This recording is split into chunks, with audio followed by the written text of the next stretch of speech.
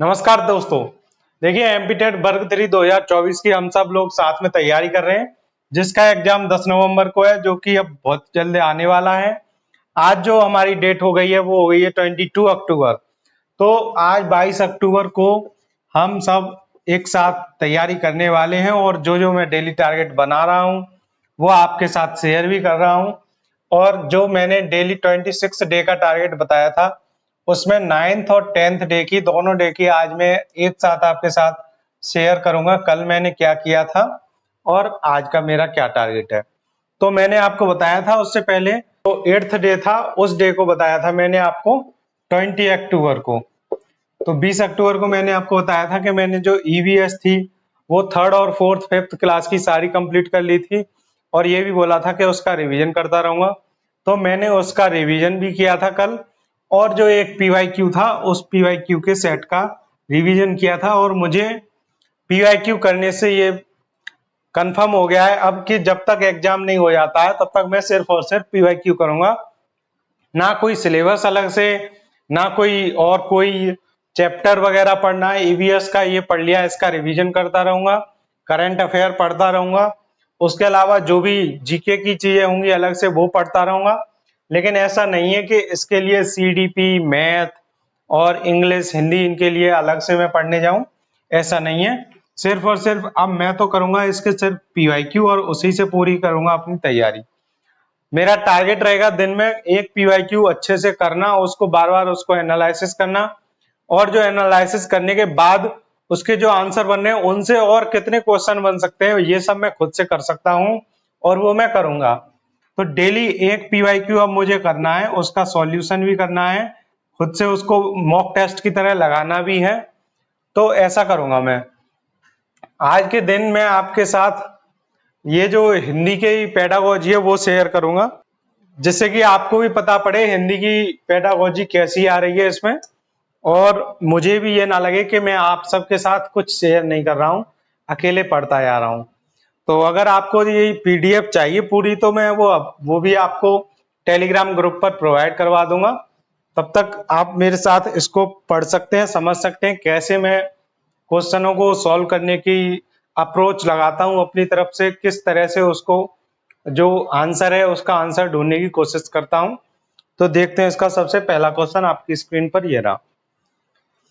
पहला क्वेश्चन दिया है, निम्न में से कौन सा शिक्षण का सिद्धांत नहीं है। अब देखिए हिंदी में भी ये शिक्षण सिद्धांत घुस दिया है, तो ये सीडीपी का क्वेश्चन हिंदी में आ गया है पेडागोजी के बहाने से। तो हिंदी की पेडागोजी में भी एक सीडीपी का क्वेश्चन, शिक्षण सिद्धांत तो भाई किसी में भी पूछ सकते हैं, हिंदी हो या इंग्लिश हो या मैथ हो, कुछ भी हो। तो देखते हैं हमारा पहले क्वेश्चन को कैसे आंसर निकालते हैं इसका।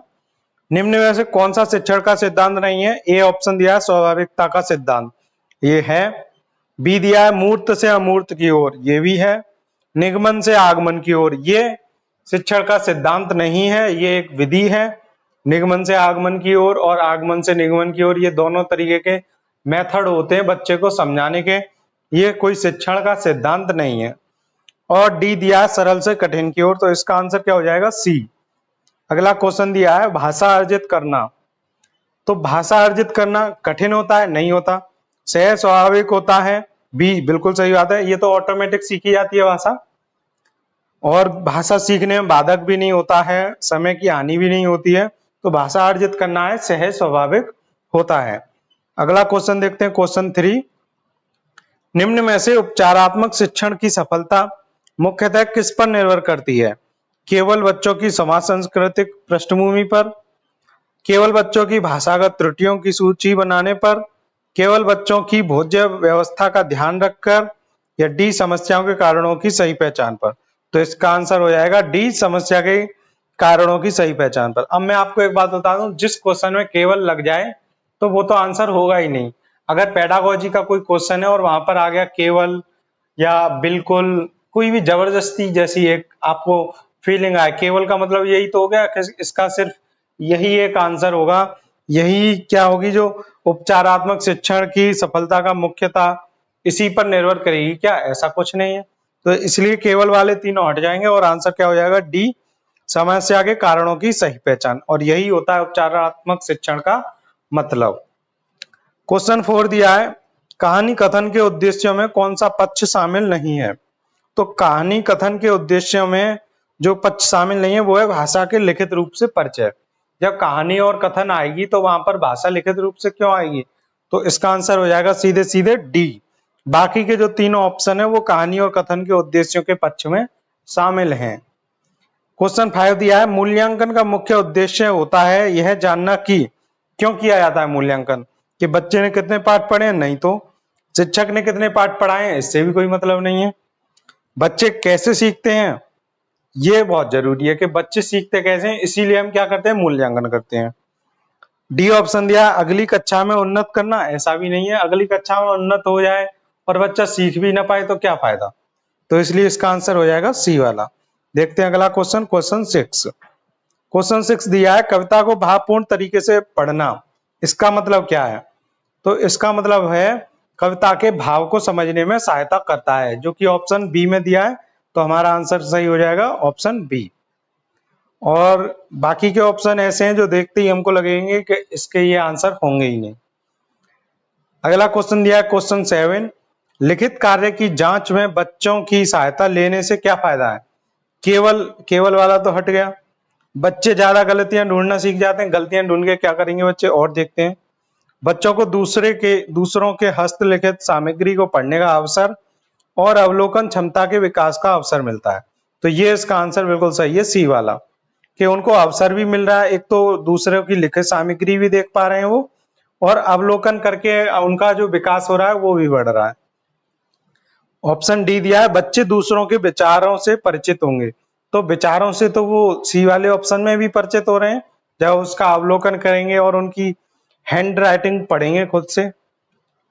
अगला क्वेश्चन दिया है क्वेश्चन 8, लोकगीतों को भाषा की कक्षाओं में स्थान दिया जाना चाहिए क्योंकि लोकगीतों को बढ़ावा देना भाषा शिक्षण का मुख्य उद्देश्य है, ऐसी कोई बात नहीं है।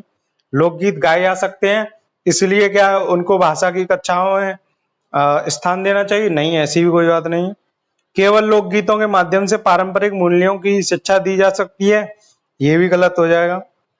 डी दिया है, इससे बच्चे संस्कृतिगत विशेषताओं से परिचित होते हैं, तो जब वो संस्कृतिगत विशेषताओं से परिचित होंगे, इससे अच्छी क्या बात होगी लोकगीतों का, अगर हम भाषा की कक्षाओं में स्थान देंगे तो इसका आंसर हो जाएगा डी।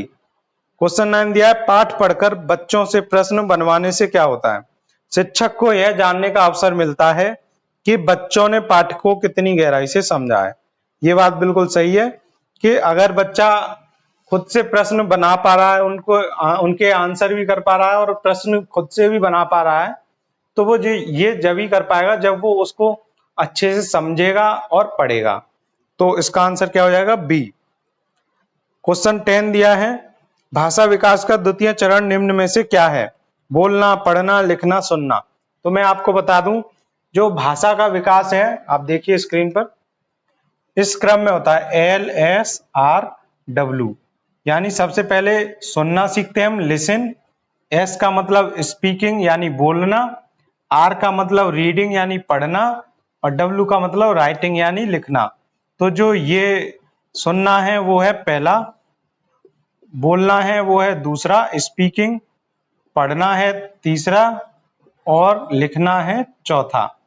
तो सेकंड नंबर पे क्या आ रहा है, स्पीकिंग यानी बोलना, तो इसका आंसर क्या हो जाएगा, ए। बोलना भाषा का द्वितीय चरण निम्न में से है, तो इसका आंसर क्या हो गया, ए।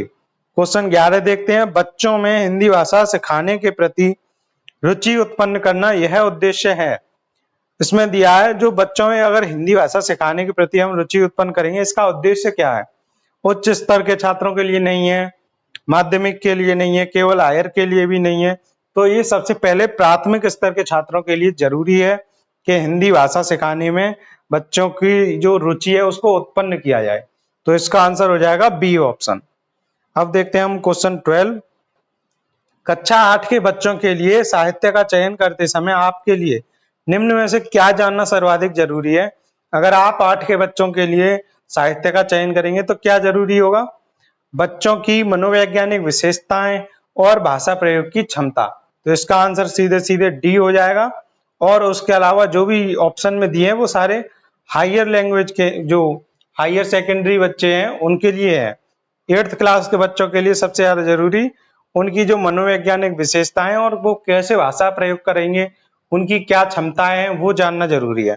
तो इसका आंसर हो गया डी।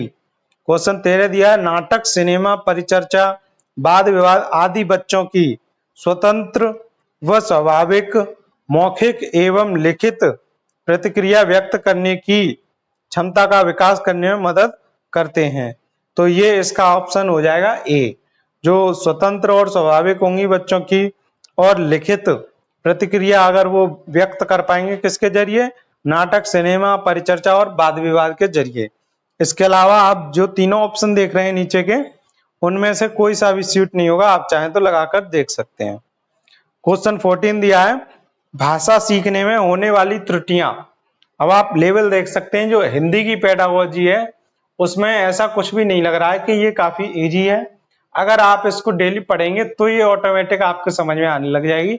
जैसे कि 3-4 PYQ में पढ़ चुका हूं, आपको बता चुका हूं, तो उनको पढ़ने की वजह से ये जो मैं क्वेश्चन पढ़ रहा हूं तो मुझे इनमें जो आंसर है वो अलग से साफ साफ दिख रहे हैं कि इसका आंसर यही होगा, और जो बाकी के 3 ऑप्शन है वो एक तरीके से बिल्कुल नेगेटिव होते जा रहे हैं, हटते जा रहे हैं, जैसे क्या वो 3 ऑप्शन है ही नहीं। तो इतने अच्छे से जब ही हो पा रहा है जब प्रैक्टिस की है। आप सब भी ज्यादा से ज्यादा PYQ पढ़कर प्रैक्टिस करें। क्वेश्चन 14 दिया, भाषा सीखने में होने वाली त्रुटियां। अगर हम भाषा सीखेंगे तो जो वो त्रुटियां होंगी वो क्या होंगी, स्वाभाविक पढ़ाव है, तो इसका ऑप्शन सी बिल्कुल सही है। ऐसा नहीं है कि इनके प्रति कठोर रवैया अपनाएंगे टीचर, ऐसा भी नहीं है कि असफलताओं के संकेतक हैं, अब तो बस भाषा सीख ही नहीं सकता बच्चा, और भाषा प्रयोग की असफलता की ओर संकेत भी नहीं कर रही है ये कि हम भाषा का प्रयोग कभी कर ही नहीं सकते। तो ये तो एक स्वाभाविक त्रुटियां हैं। अगर हम भाषा को सीखते हैं तो उसकी एक प्रक्रिया है कि उसमें त्रुटियां होनी ही होनी हैं। तो इसका आंसर हो गया सी। क्वेश्चन 15वां पढ़ के देखते हैं हम। पाठ्य पुस्तक भाषा शिक्षण में मुख्यतः क्या सहायता करती है। जो पाठ्य पुस्तक है वो भाषा शिक्षण में मेन क्या उनका रोल है, क्या हेल्प करती हैं। तो इसका ऑप्शन दिया है ए, बच्चों को विभिन्न पर्वों की जानकारी देती हैं। इसके लिए तो किताब कॉपी बनाई नहीं गई है कि वो बच्चों को पर्वों की जानकारी दें।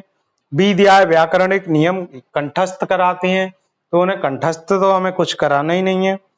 भाषा की विभिन्न घटाएं प्रस्तुत करती हैं, तो ये विभिन्न घटाएं जो अगर इंग्लिश में आप देखेंगे तो फैक्टर की बात कर रहा है, वो अलग अलग घटक बताएगा कि भाषा के क्या क्या यूज हैं, कैसे कैसे उससे हम बोलना लिखना और समाज में जो कम्युनिकेशन है, संचार है, वो कर सकते हैं। तो ये इसका आंसर हो जाएगा सी। बच्चों का आकलन करने के लिए भाषा में पाठ्य पुस्तक नहीं होती है, तो इसका आंसर क्या हो गया सी। तो आज हमने पेडागोजी के पूरे 15 क्वेश्चन हिंदी के कर लिए हैं, और ये जो PYQ है ये मैं आपको बता दूं, ये PYQ 5 मार्च 2022 का शिफ्ट 1 का है, MP टेट वर्ग 3 का ही है। ठीक है, तो हमने ये 15 क्वेश्चन आपके साथ शेयर किए हैं और साथ में कर भी लिए। अब डेली एक PYQ पढ़ना मेरा टारगेट रहेगा, तो इसलिए अब ज्यादा कुछ बताने के लिए है नहीं, मैंने आपको आज ही बता दिया अपना डेली का टारगेट। अब आपके साथ मैं डेली ऐसे ही पेडागोजी, कभी इंग्लिश की, कभी हिंदी की, कभी CDP की पेडागोजी, कभी उसके क्वेश्चन PYQ के जो मुझे बेस्ट लगेंगे। आज तो मैं केवल एक ही 2022 का लेके आया हूं, कल से जो भी बेस्ट क्वेश्चन होंगे वो मैं उन्हें ढूंढ कर 15 क्वेश्चन इकट्ठे कर लूंगा और आपके साथ शेयर करूंगा। तो मिलते हैं आपसे कल और अगली वीडियो में। तब तक आप अपनी तैयारी पूरी अच्छे से करते रहें, और ये जो MP टेट है इसको सिर्फ एक टेट ना समझकर आप इसका जो मेन एग्जाम है उसको ध्यान में रखते हुए तैयारी करें। धन्यवाद।